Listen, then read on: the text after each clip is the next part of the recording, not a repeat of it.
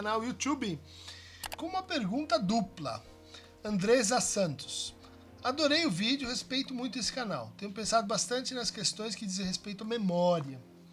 Na clínica, testemunhamos um processo de elaboração de memórias particulares a partir do retorno a recortes, deslocamentos, ressignificações. Mas na sua leitura, como isso opera no coletivo, Dunker? Como podemos investir de forma operativa no cuidado a memórias traumáticas vividas por um coletivo? Penso aqui nas perdas da pandemia, nos desastres envolvendo rompimentos de barragens nas guerras. Como você enxerga isso no Brasil? Como podemos ser propositivos e concretos nesse sentido? Também é a pergunta de Gustavo Borchardt, membro do nosso canal. Beijinho de Perséfone para você, Gustavo. Então, ainda não tive tempo de assistir esse episódio, mas gostaria de perguntar na condição de leigo. Como fica a saúde mental dos Yanomami após a exposição criminosa? As ferramentas próprias de nossa cultura podem ajudar? Desculpa a digressão, mas acho que a gravidade e urgência justificam. Acho que esse é um tema da maior relevância, né? E ele está permeado por uma deriva, né, de um conceito de extração psicanalítico, que é o conceito de trauma, para a gente pensar situações coletivas, situações históricas, situações culturais, né?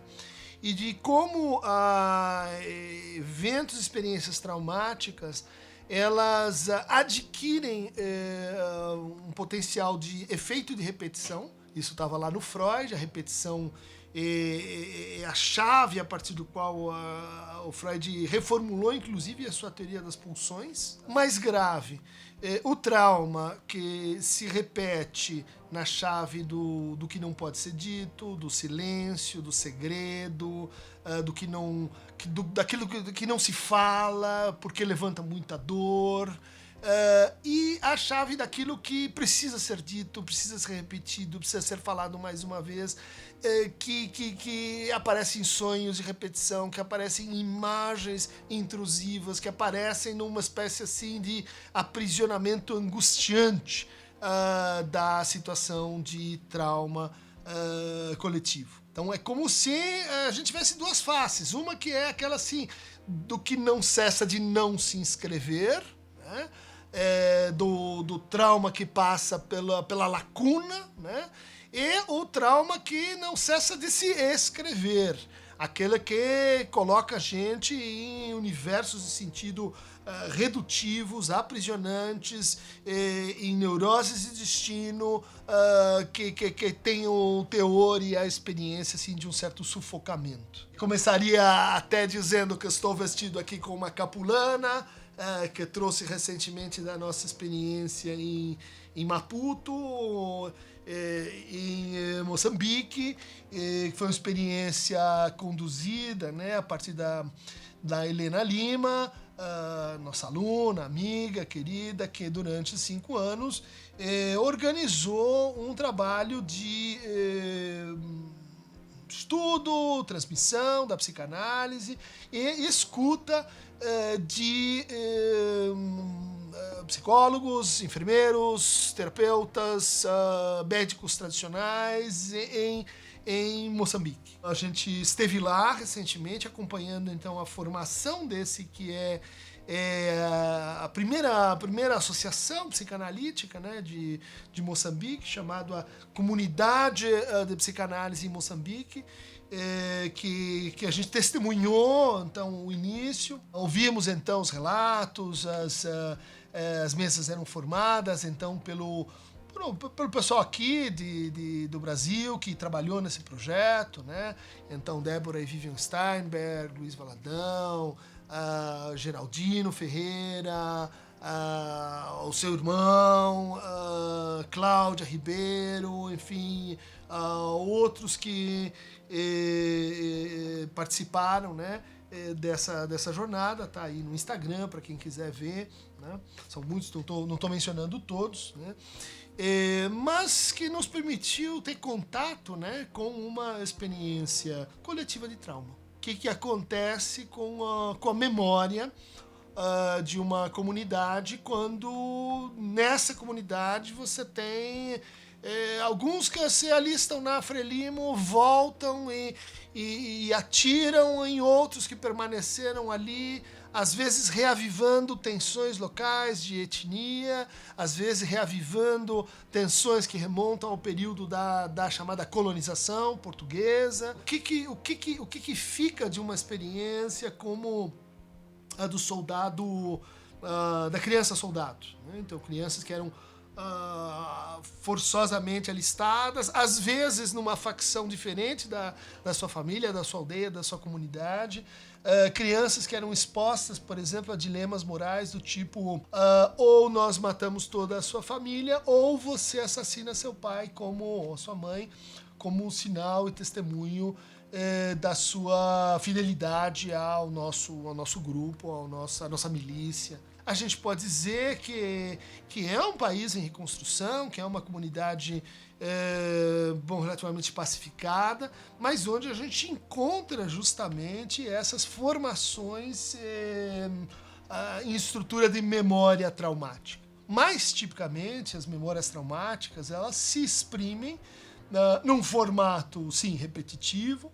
mas que aparece, vamos dizer assim, como uma violência disruptiva. Então, uma violência excessiva, uma violência que a gente não consegue explicar por que ela adquiriu aquela intensidade, ou uma violência que se propaga num coletivo, né?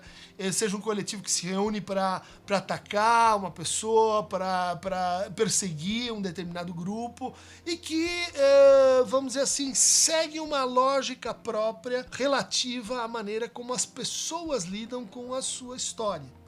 Não só com a sua história individual, mas também com a história da sua comunidade, história do seu grupo étnico, história do seu país. Vamos fazer algumas colocações, né, sobre como tratar isso, né? Quer dizer, como impedir, mitigar, como agir sobre algo tão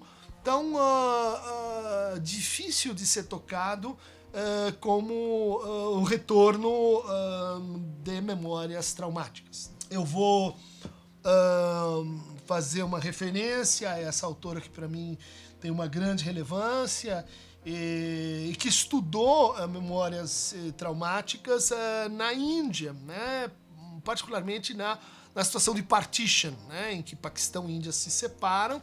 Então você tem correntes migratórias, né, para os dois lados, né, os islâmicos indo para o Paquistão, os hindus indo para a Índia. E nesse cruzamento você teve surtos de violência, você teve estupros massivos, né, e que geram justamente esse tipo de cadeia traumática. Eu estuprei essa mulher volta para sua comunidade, como ela é acolhida na sua comunidade como alguém que é impura, né?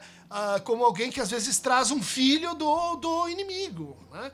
E isso é uma bomba de efeito retardado, porque vai destruindo os laços comunitários, os laços familiares do suposto inimigo. Por isso a gente tem estupro usado como prática de guerra, né? Conhecido isso lá na Guerra da Bósnia, na Segunda Guerra Mundial, russos e americanos se faziam valer dessas práticas. A Vinadase estudou um caso que é paradigmático para o nosso problema, que é o caso da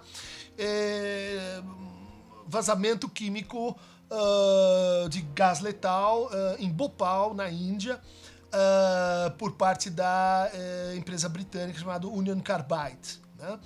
Um processo que matou centenas de pessoas, levou uma dezena de anos, redundou numa indenização muito relevante, né? Muitos milhões de dólares, que foram entregues a quem? Aos descendentes? À comunidade? E isso parece, assim, segundo uma lógica jurídico de capitalização das memórias e das vidas, o que se pode fazer, né? Você, então, paga com o aprisionamento dos culpados, paga com a indenização, né? Pergunta que a Vina fez: o que você faz com esse dinheiro? Como você conserta a descontinuidade cultural das histórias, das vidas, das famílias que foram ali perdidas. Você dá um pouco de dinheiro para cada família? Muitas são pobres, isso vai fazer diferença. Você constrói um centro cultural? Você investe em escolas? Como manejar isso? Isso tem convocado, né, um conceito que é um conceito conexo com o de trauma, mas que tem uma flexão jurídica e outra psicanalítica, que é o conceito de reparação. Esse é um conceito que está na Melanie Klein, né, e que tem uma finura metapsicológica muito relevante, né? Tem um texto do Rafael Alves Lima sobre isso, aí disponível na internet, né? O que discute, né, a ideia da reparação como tornar bom de novo, como refazer, como reconstruir, mas reconstruir o quê? Aquelas vidas que se foram, né?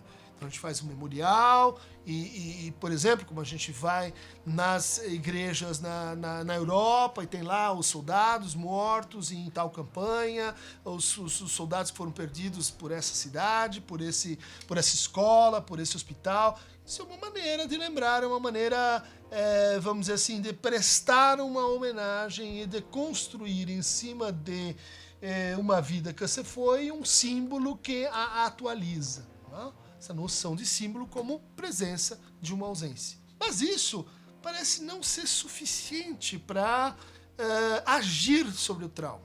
Por quê? Porque a verdadeira reparação, ela é um trabalho. Assim como a pulsão é um trabalho. Ela não é um produto final. Ou seja, as pessoas precisam estar envolvidas, né, nesse trabalho de reconstituição, de decisão, de negociação sobre como e por que esta reparação vai se dar. Ou seja, a ideia de uma técnica reparatória, que a gente chega naquele lugar e diz, olha, calculamos reparações desse tipo, fazemos uma escola e 2 hospitais, tá bom? Ou seja, tem algo profundamente ofensivo, algo que estimula a retraumatização, esse conceito lá do Massoud Khan, quando você lida com o trauma segundo uma lógica de objetivação, né? Segundo uma lógica de transformação dele num fato e não num acontecimento simbólico. A gente poderia comparar e contrastar esse tipo de reparação formal com a reparação que ela narra nesse livro, Vida e Palavras, a Violência e Sua Descida ao Ordinário, né? Acompanhando aqueles que, tiraram sua vida, o tio que deixou a sobrinha morrer, o outro que enforcou a mãe, e o que acontece nesse caso da aldeia, da região que ela estudou. As pessoas vão para a prisão, elas voltam da prisão. E elas voltam a conviver, muitas vezes com aquele com aquela outra, que enforcou minha mãe. Puxa, estuprou. Esse aqui arrancou a cabeça do terceiro. Como a gente viu e acompanhou em Moçambique. Ou seja, um país pacificado, mas um país onde a reparação ainda não fez o sentido assim de uma política de Estado, uma ação que precisa ser feita. Porque senão a gente já sabe, dali a pouco a violência vai aparecer de uma forma disruptiva, o ódio renasce de uma maneira insuspeita e fora os efeitos, vamos dizer assim, mais evidentemente clínicos desse tipo de coisa. Depressões, alcoolismo, drogadição, ansiedades. Bom, tem o quadro, né? Transtorno pós-traumático. Para lidar com ele, então a gente sabe, e voltando à Vina Das, que de alguma forma o trauma precisa ser narrativizado. Ele precisa ser contado. Mas não contado como uma história reificada, ele precisa ser contado de um outro ponto de vista.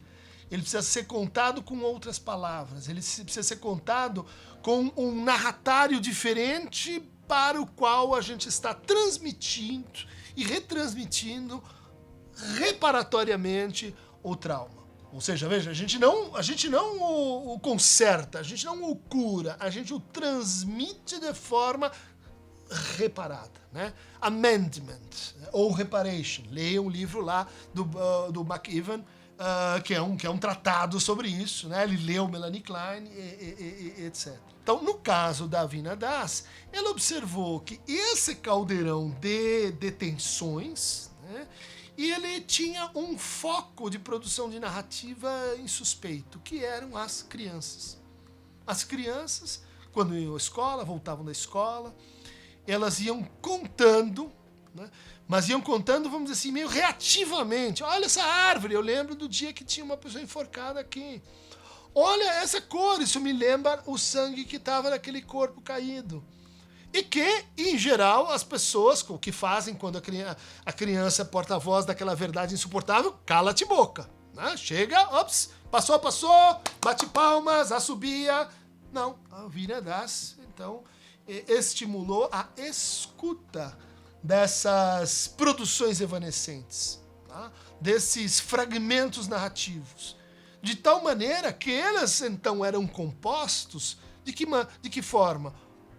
O filho do assassino com a filha da vítima, o tio de um com o avô do outro, de tal maneira que aquela construção, aquele trabalho conjunto de recontar a história e de que cada um traz um pedaço, possuía um efeito reparador.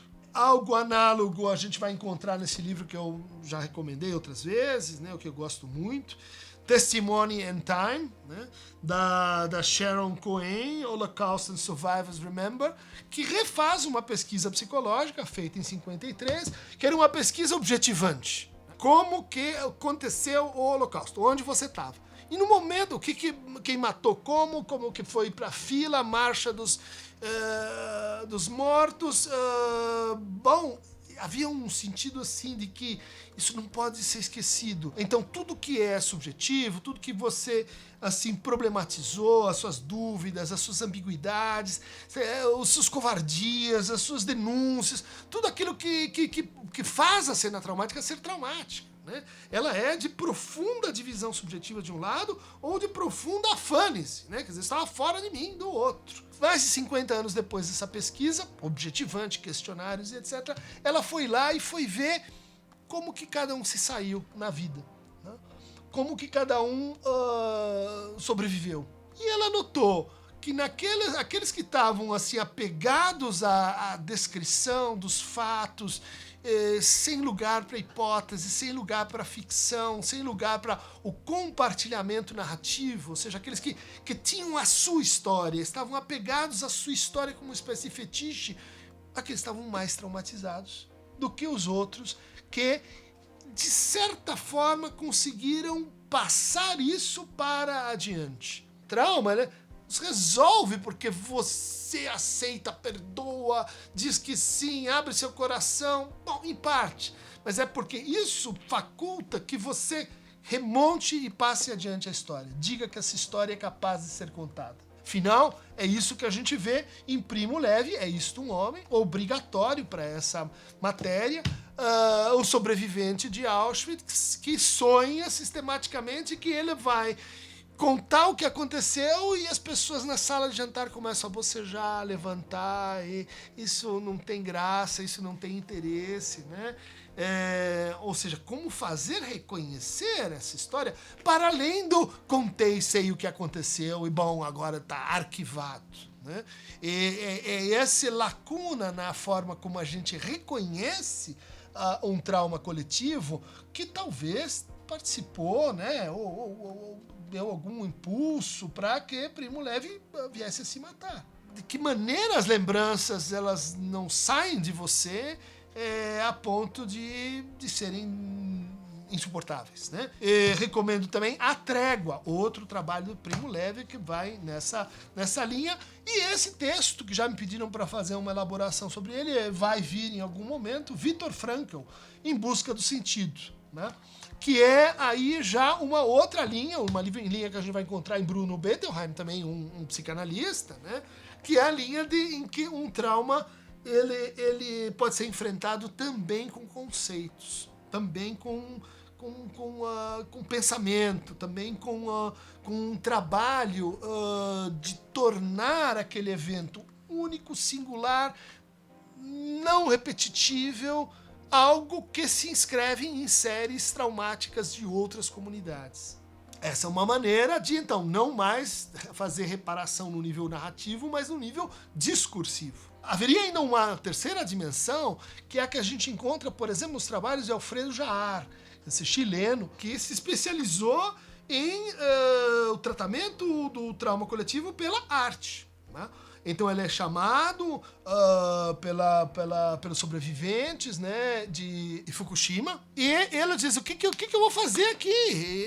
Essas casas, todo mundo destruído e tal. Ele pega o quê? Uma vida singular, né, que é a vida de uma narradora, que decide ficar no seu posto, no rádio, né, quando tudo está sendo devorado pela água, para avisar as pessoas que precisam sair da cidade e ir para a colina e se salvar. Então você pega ali uma vida exemplar que faz você lembrar daquele momento como um momento, vamos dizer assim, em que há exceções, há alternativa, a humanidade se preservou nesse pequeno gesto ético. Isso é muito importante, né? Porque algo do traumático, né, é que ele abole a condição do humano.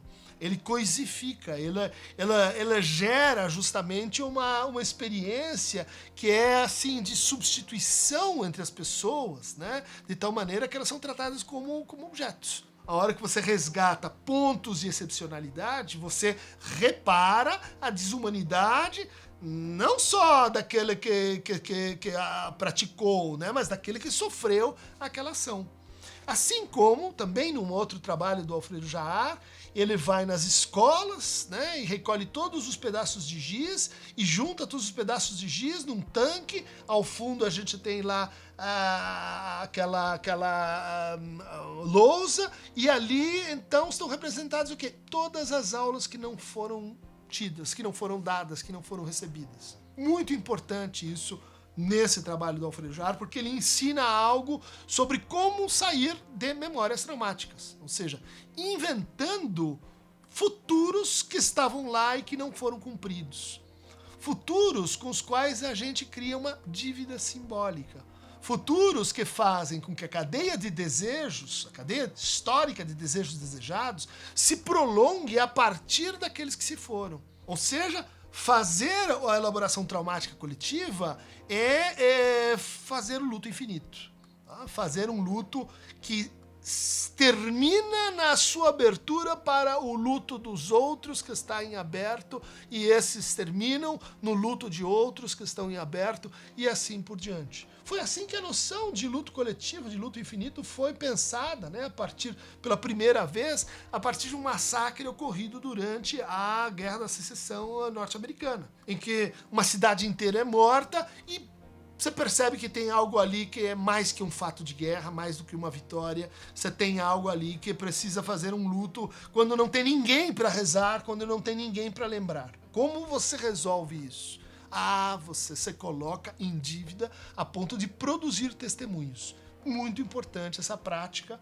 É o que a gente vai ver nessa minha aluna de pós-doc, também nos trabalhos do Paulo Endo, nos trabalhos do Edson Souza, né? Notadamente da Ecleia Bose, uma referência brasileira notável, incontornável, né? Também o José Moura Gonçalves Filho, o seu principal assim, discípulo, o herdeiro intelectual, né? Que eu recomendo muito a vocês. Hiroshima e Nagasaki, testemunho, inscrição e memória das catástrofes. Então é um livro que responde aí as perguntas que foram colocadas, né? E eu destacaria principalmente os trabalhos da minha aluna de pós-doc, né? Que está aqui, que é Cristiane Izumi Nakagawa, né? Que entrevistou os 10, 11 sobreviventes de Hiroshima, e tem um material único, né? E eu acho que as contingências disso que ela está tratando aí no pós-doc, vai escrever outras coisas, mas tem uma contingência que trabalha muito a favor da resposta para essa pergunta, que é a seguinte: durante anos esses sobreviventes contaram o que aconteceu, mas assim como aqueles que responderam objetivamente o inquérito do psicólogo, né, que estudou as vítimas e sobreviventes do Holocausto, eles contaram, vamos dizer assim, objetivamente tudo o que aconteceu, nos detalhes e etc., como que preencheram uma certa concepção de história. Bom, por ser brasileira, quando a Cristiane começou a conversar com essas pessoas, ela percebeu uma coisa incrível, que elas não tinham falado de como elas tinham se sentido logo depois da bomba. E por que elas não tinham falado? Porque para a cultura japonesa, falar do seu infortúnio, falar da sua dor, falar de como aquilo devastou pessoas que são conhecidas de outras pessoas, vai causar sofrimento no outro. Isso não é certo. Não é certo a gente falar dessa forma. Porque a Cris vinha de fora, ela podia então entrar nessa zona de exceção em que eu posso contar uma memória que é como a mensagem dentro de uma garrafa, né? Como fala Adorno e Horkheimer. Eu posso falar de mim mais além da minha comunidade. E isso é muito importante para a elaboração de memórias traumáticas, né? Que você não tenha só aquela comunidade, as voltas, né? Com o que aconteceu, o que não aconteceu. Como às vezes a gente vê em relação a certas tragédias que são deixadas assim encapsuladas, né? Então aquela comunidade, às vezes é uma comunidade afastada, ela já entra no processo de luto coletivo, às vezes de uma depressão compartilhada, ela vai sentindo vergonha do que aconteceu e isso cria esse fechamento a, uma outra forma de falar, né? Uma outra forma que convoca, mais tipicamente, como a Vina Das aborda nesse outro livro, que chama Affliction, né?